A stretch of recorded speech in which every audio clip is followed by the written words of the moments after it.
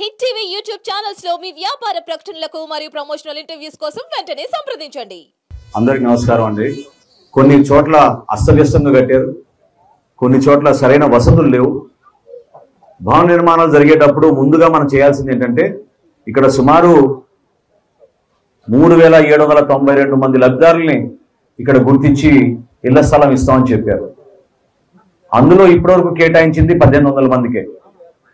ఆ 1800 మందిలో కూడా అంటే ఈ రోజుకి 4 సంవత్సరాలు పూర్తయింది ఈ కార్యక్రమం. 4 సంవత్సరాల్లో కూడా ఆ 1800లో కట్టుకుంది కాస్త కేవలం 489 మంది.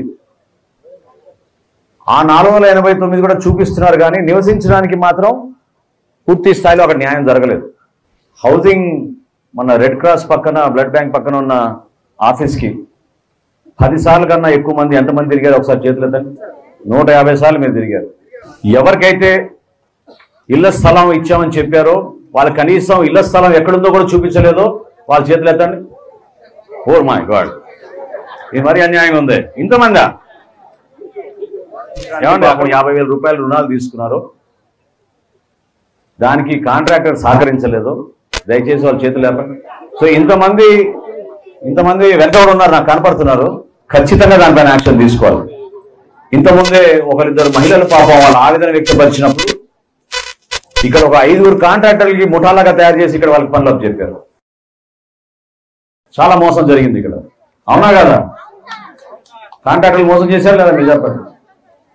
సో డెఫినెట్గా నేను పోలీసు వ్యవస్థని నేను కోరాను, స్టేట్మెంట్ తీసుకుని వాళ్ళపైన కఠినంగా వ్యవహరించేటట్టు యాక్షన్ తీసుకుందాం. ఎక్కడైతే ప్రభుత్వం నుంచి పొరపాట్లు ఉన్నాయో నేను మీకు మాట ఇస్తున్నాను, నెల రోజుల్లోనే వాటిని సరిదిద్దుకుని మీకు ఇబ్బంది కలగకుండా ఖచ్చితంగా మీకు న్యాయం జరిగేటట్టు, ఏదైతే మీరు కలగన్నారో సొంత గృహ నిర్మాణం చేసుకోవాలన్న తపనతోటి పాపం ఇంతమంది ఆవేదనతో ఈరోజు వచ్చారు, వాళ్ళందరికీ న్యాయం చేసే బాధ్యత ఈ ప్రభుత్వం తీసుకుంటుందని మనస్ఫూర్తిగా నేను మీకు హామీ ఇస్తున్నాను. నెల రోజుల్లోనే మనందరం మరొకసారి ఇట్లానే ఒకసారి ఇక్కడ కలుసుకుని ఇంకా ఏమైనా సమస్యలు ఉంటే వాటి గురించి పరిష్కారం చేద్దాం.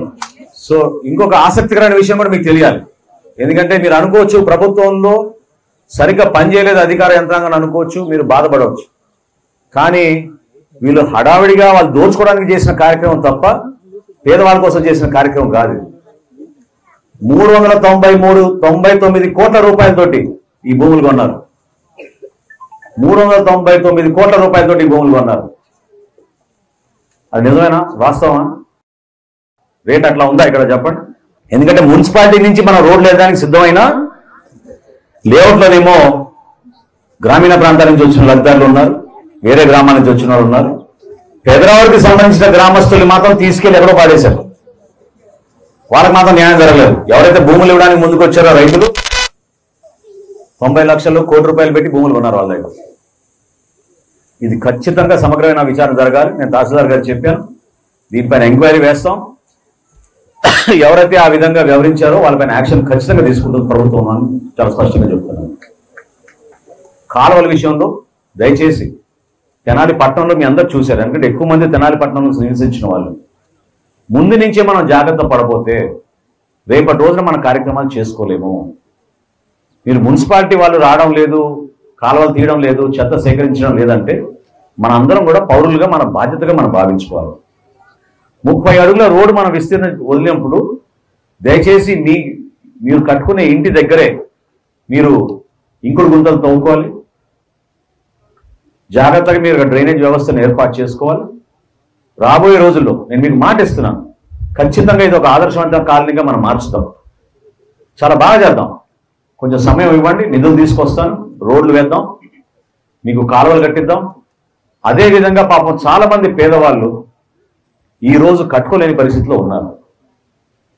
ఎవరికైతే కొంచెం ఆర్థికంగా బలంగా ఉన్నారో వాళ్ళందరూ కట్టేసుకున్నారు. కొంతమంది అనుకోకుండా డబుల్ ట్రిపుల్ కూడా కట్టేశారు. మరి వాళ్ళ పేదవాళ్ళ కేటగిరీలు ఎట్లా ఉన్నారో మరి నాకు తెలియదు, కానీ కట్టుకున్నారు. ఎవరైతే పాపం కష్టపడి ప్రతిరోజు కూలీ పని చేసుకుంటారో, చిన్న చిన్న జీతాలకి బతుకుతారో వాళ్ళు మాత్రం అక్కడే ఉండిపోయారు, వాళ్ళకి న్యాయం జరగలేదు. ఇది వాస్తవం. సో ఎట్టి పరిస్థితుల్లో కూడా నేను మీకు మాట ఇస్తున్నాను, మార్చి కల్లా దాదాపు కొత్తగా మనకు వచ్చిన లేఅవుట్లో భాగంగా 1900 లబ్ధిదారులు మనం గుర్తించి అదనంగా మనం ఇప్పుడున్న 1889కి ఇంకొక 1900 మందిని మనం చేర్చి వాళ్ళందరికీ కూడా ఇళ్ల స్థలాలు ఇచ్చి ఇచ్చిన ఇళ్ల స్థలాలకి వాళ్ళకి కేటాయించి పనులు ప్రారంభించేటట్టు తప్పకుండా మేము హౌసింగ్ డిపార్ట్మెంట్ నుంచి అన్ని విధాలుగా మేము దాన్ని కసరత్తు చేసి సిద్ధం అవుతామని మనస్ఫూర్తిగా మీకు చెప్పుకుంటున్నాను. నేను మీకు మాట ఇస్తున్నాను, 100% మీ సమస్య పరిష్కారం మేము చేస్తాం, నెల రోజుల్లోనే చేస్తాం మీ సమస్య పరిష్కారం అని సభాముఖంగా మీకు మాట ఇస్తున్నాను. ప్రతి ఒక్కరం కూడా ఒకే ఆలోచనతోటి ప్రభుత్వంలో మన భాగస్వామ్యం, మన ప్రభుత్వం ఇది, ఆ ప్రభుత్వాన్ని మీరు బలపరుచుకుని జాగ్రత్తగా మీరు ఉపయోగించుకోమని కోరుకుంటూ అవకాశం కల్పించినందుకు మీ అందరికీ కూడా మనస్ఫూర్తిగా ధన్యవాదాలు తెలుపుకుంటున్నాను. నమస్కారం. హిట్ టీవీ యాప్ ని డౌన్లోడ్ చేసుకోండి. ఇందులో short news, live news, entertainment movies అన్ని అవైలబుల్ గా ఉన్నాయి. Please download hit TV app. Hit TV app ని ఫ్రీగా డౌన్లోడ్ చేసుకోండి.